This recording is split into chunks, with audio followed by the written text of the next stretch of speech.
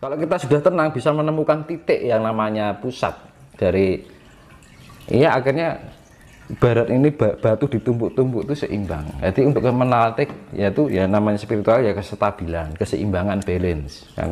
Kalau kita sudah untuk mencapai balance itu ketenangan dulu. Kalau sudah tenang kan balance, ya kan, seimbang.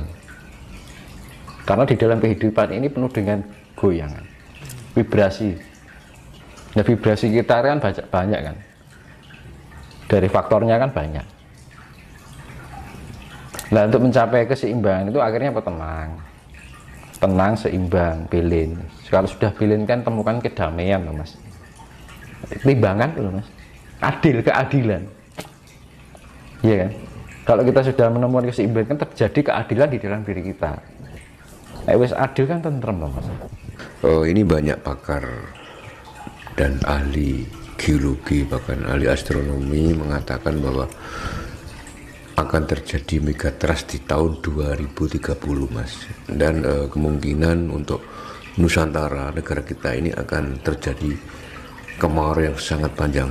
Pandangan Mas Tinus bagaimana? Kan dulu saya pernah bilang ya kan? Dulu itu kan aku bilang gini, jadi kayak ada pergeseran medan magnet, ya kan, antara kutub utara dan kutub selatan. Nah, ini nanti mempengaruhi goncangan air samudra, ya kan. Nah, pecahnya kutub es, nah itu mengakibatkan pemanasan global. Nah, itu butuh proses beberapa tahun untuk pemulihan kembali. Tapi kan di Jawa kan masih beruntung. Kan gitu, karena apa, di Jawa termasuk Nusantara itu termasuk daerah yang berkelimpahan air kan ngono lah. Kehijauannya dari apa namanya Nusantara dan Jawa ini khususnya itu kan juga luar biasa, nggak kayak di negara-negara lain kan gitu kan. Makanya kan leluhur kita ada bilang, yang dibilang itu kan sok bakale Cina Londo kari sak dudu, Jawa kari separo kan gitu. Yaitu itu diambil yaitu tadi ibaratnya separuh itu kan 50%. 50% itu tergolong adalah Asia Tenggara. Nah sak judu itu dalam arti 2%. Cina Londo kari sak judu itu 2%. Jadi kumulatif dunia 5% kan gitu. Makanya kan di dalam Bharatayuda Jaya Binangun antara Kurawa dan Pandawa, Pandawa 5, Kurawa 100, perbandingannya adalah 5 banding 100 kan gitu. Jadi ya ibaratnya 100 ya dari 5 gitu aja. 5% dari 100. Berarti intinya akan terjadi pengembangan manusia secara besar-besaran mas. Nah makanya itu kan kita persiapkan sedini mungkin. Jangan terlalu berlarut-larut tergiur dalam kesenangan duniawi. Ya kesenangan duniawi memang mengenakkan, ya kan. Kita bisa ini, bisa itu, ya kan. Nah itu malah kita kalau terlalu keduniawian, akhirnya kita menjauhkan dari sifat rasa bersyukur kan itu. Makanya kan ya lebih kita mengenal diri kita sendiri, karena zaman sekarang itu krisis identitas diri gitu. Akhirnya apa, krisis kemanusiaan, ya kan. Wong dosa karepe dhewe nggak peduli yang itu akanlah merugikan apa buat orang lain atau enggak, yang penting untung. Nah, sekarang agak gitu lolo gue kan ngono, ya kan. Ibaratnya wong Jawa ki wis akeh sifating jalma menungso kang ngumbar angkara murka, mung butuh nuruti karep, ya kan. Mung butuh nuruti karep, ya kan. Jadi wis ora memberikan sifat yang ninggalake rosis jati nih. Rosis jati ini sudah meninggalkan jati dirinya. Jati dirinya adalah sebenarnya adalah Tuhan itu sendiri yang ada di dalam diri kita. Makanya ketika kita menemukan jati diri kita, maka kita akan menemukan Tuhan yang ada di dalam diri kita. Ya kan? Identitas diri kita adalah Tuhan sebenarnya. Makanya kan di dalam sesi jenar yo ingsun kang jumeneng ana ya Gusti ingkang jumeneng ana ning jiwa ragaku. Makanya diarani orang Jawa bilang manunggaling kawula lan Gusti. Itu sebenarnya itu. Tuhan itu ada di dalam diri kita kan. Tapi kita rasakan keberadaan Tuhan kan, gitu. Dengan cara apa? Kita mengenal jati diri kita sendiri. Bahwa jati diri kita sendiri adalah sifat Tuhan. Tapi sekarang orang sudah tidak mengenal jati dirinya. Karena apa? Sudah terbelenggu oleh kenikmatan dunia. Ya kan? Makanya usake sifat yang jamu kan si seneng ngumbar angkara murka, padha ninggalake roh sejatine kan. Mung butuh nuruti karep. Kalau orang Jawa bilang kayak gitu. Hanya butuh untuk mengumbar karsa itu. Akhirnya apa? Karsa itu mendunia. Ya kan? Dan Jawa ini sebenarnya menuntut untuk mengenal jati diri. Karena apa? Bangsa ini terlalu larut lama ketergantungan dengan negara lain. Ya kan? Alat transportasi impor, ya kan? Alat komunikasi impor. Ajaran impor. Apa yang nggak diimpor kan gitu. Tapi keberadaan kekayaan yang dimiliki oleh Jawa sendiri nggak hanya ajarannya, alamnya, ajarannya itu juga murni kan gitu. Nah, kadang-kadang orang kita Nusantara itu kurang kreatif gitu loh. Apa-apa serba impor, ya kan. Jadi terlalu lama larut dengan ketergantungan dengan negara lain. Bahwa kita kekayaan alam kita sudah lengkap, nggak kita manfaatkan, malah diekspor, ya kan. Masalah obat-obatan, loh, yang ada di sini nggak ada di luar negeri, ya kan. Tapi orang sekarang mengimpor dari jamu obat-obatan kimia dari negeri lain, contohnya vaksin. Nah, kuwi racun kan gitu kan. Sebenarnya nggak usah itu pakai kemampuan tradisional herbal di Nusantara ini. Kalau mau ya banyak gitu loh. Nggak usah impor Mas ya. Nah, seharusnya kayak petinggi-petinggi ini mengumpulkan para tabib Nusantara gitu misalkan. Para tabib-tabib dari Kalimantan, Jawa, Bali, Lombok, Sumatera, jadikan satu. Tabib-tabib ini, negara kita terbebas dari virus, kebal semua, ya kan? Orang luar negeri bikin virus apapun, lepas, ya kan? Nggak mempan. Tapi kenapa nggak dimanfaatkan? Karena apa? Negara kita ini sudah terlalu lama terlarut dalam ketergantungan dengan negara lain. Tidak pernah menggunakan kekayaan-kekayaan yang dimiliki oleh negara ini. Kadang-kadang kurang kreatif gitu loh. Apa ya? Kok hanya selalu dipikir sana. Nah, jati diri Nusantara ini sudah hilang. Ya kan? Kekayaan sudah diberikan kelimpahan, ya kan? Jenis obat-obatan serba ada, rempah-rempah ada, ya kan? Makanya makanan di luar negeri serba hambar. Karena apa? Rempah-rempahnya kosong, nggak kayak di sini. Kalau di sini kan makanan gurih kan gitu kan, renyah, ya kan? Ada rasanya gitu. Loh. Nah, makanya kan dibilang penduduk atau umat Nusantara ini kehilangan jati dirinya sebagai orang Nusantara.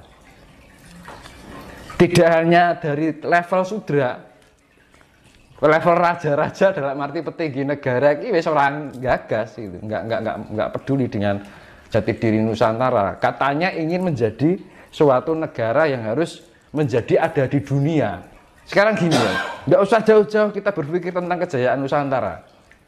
Asal usul Nusantara aja dilupakan kok.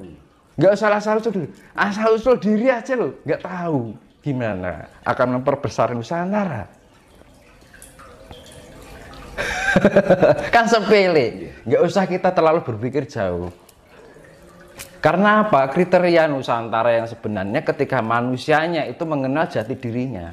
Begitu juga mengenal jati diri Nusantara berbagai budayanya dan kekayaan alamnya. Apa kita sudah membangun ini sudah cukup selesai? Enggak. No. Iya kan? Di pesan saya sih kita lebih eling lan waspada ya kan. Dibilang eling lan waspada itu kan eling karo pangucape ya kan. Eling dengan pikiran apa yang kita pikirkan, eling dengan apa yang kita rasakan ya kan. Kita harus menjadi pribadi yang mempunyai sifat-sifat Tuhan. Jadi harus sifat Tuhan itu include di dalam diri kita. Jadi segala kehidupan sehari-hari, dari perilaku kita, pola pikir kita, pola rasa kita, pola ucapan kita harus diarahkan pada hal yang sifatnya kasih kan gitu. Karena ini yang dibilang masa penyaringan, biar kita nanti terselamatkan dari yang namanya bencana besar. Bencana besar pasti akan terjadi gitu. Nah untuk jadi jangan sampai kita posisinya itu tidak siap kan gitu loh. Jadi harus kita mempersiapkan diri kita sendiri sedini mungkin ya, kerep-kerep di atas jam 12 malam melek bengi kan gitu. Kalau kita ya saya bilang tadi henung hening ya kan, diam merenung kemudian hening. Nah, merenung itu apa? Diam itu kan di dalam sebuah ketenangan, di dalam keheningan gitu kan. Terus henung, kita merenungi, sering-sering kita komunikasi dengan diri kita sendiri. Nanti kalau kita sering-sering komunikasi dengan diri kita sendiri, membuat kita itu semakin mengerti. Ya mengerti dengan kondisi kita, mengerti dengan perasaan kita, mengerti dengan apa yang kita berikan, mengerti perilaku kita. Ya kan, akhirnya apa?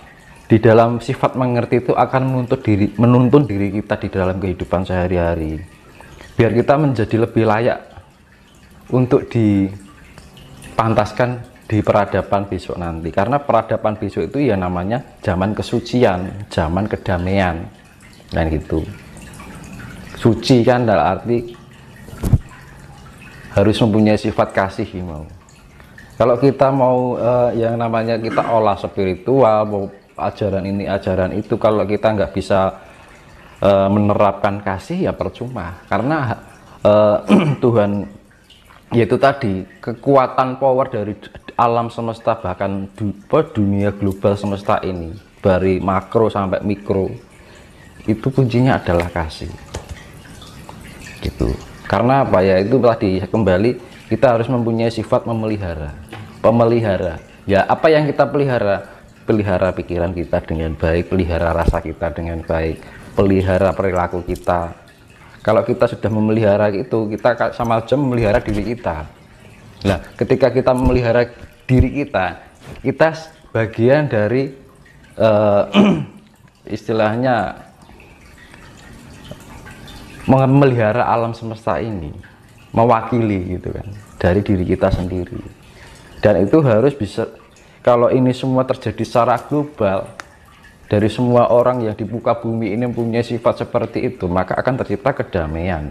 Tapi secara global ini masih antara sifat buruk dengan sifat damai ini masih condong ke buruknya, ya nggak akan mungkin tercipta kedamaian. Makanya kan jalan satu-satunya ketika ibaratnya gini, kalau bahasa Jawa, hamenangi zaman edan ewo hayo ing pambudi jantraning jagat wis pinasti, ya kan. Berarti ya hamenangi zaman edan ya zaman gila ini yang gitu.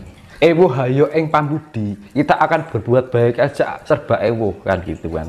Serba canggung, kita mau berbuat kebaikan aja sesuatu hal yang aneh di dalam kehidupan kita Kadang kita ngolah spiritual aja dikira orang gila kan gitu kan. Ya kan? Kita melakukan pendekatan dengan alam dikira orang stres kan gitu loh. Kan aneh gitu kan.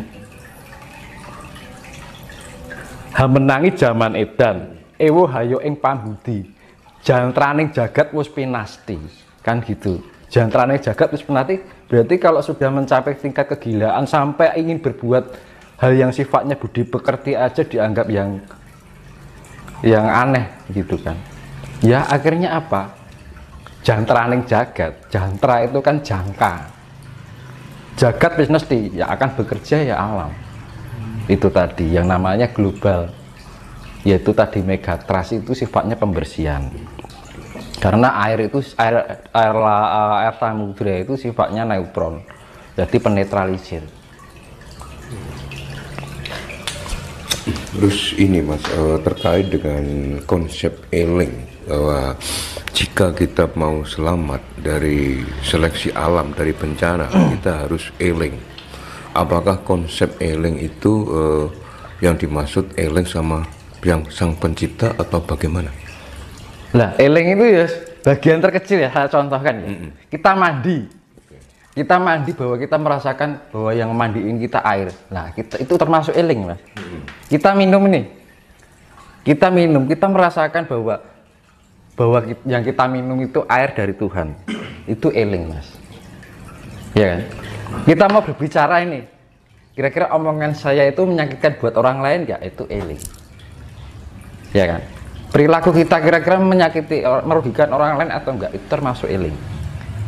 Nah, eling itu yo eling karo pikirane, rasanya, ucapannya, perilaku kita, ya kan? Kalau kita sudah eling dengan itu, maka itu bagian dari eling dengan Gusti ini. Apa sekarang gini, hal yang sepele yang sering kali kita lakukan sehari-hari, mandi, ya kan? Apa pernah kita ketika kita mandi merasakan eling ini? Kalau kita mandi dengan air, kan nggak pernah kan, cuek aja kan, ya kan?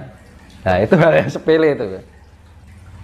Makanya kalau mandi, ketika kita mandi diguyur dengan air, kita merasakan bahwa air itu mengguyuri tubuh kita, bahwa air itu dari alam, itu akan menambah energi loh.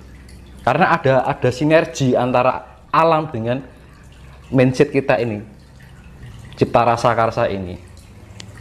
Dan itu akan membangkitkan energi di dalam diri kita. Sepele kan? Mandi itu juga disadari loh.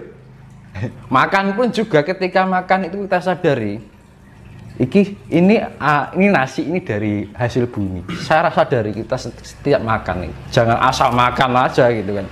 Tapi kita rasakan ketika masuk ke rohani. Nah ini akan sinergi nanti dari kekuatan bumi yang masuk ke tubuh kita. Itu akan membangkitkan energi. Sebenarnya gitu. Kalau kita ya dari namanya eling itu kan menyadari. Ya. Rasa rumongso itu eling. Dan waspada juga lagi, waspada dengan ucapan kita. Ya sama aja sebenarnya.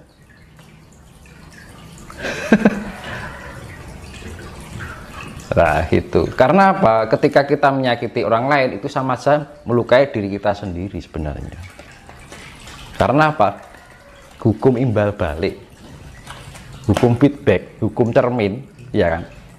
Kalau kita pantulkan biru ya kembalinya biru. Kalau pantulkan merah kembalinya merah. Ya sama.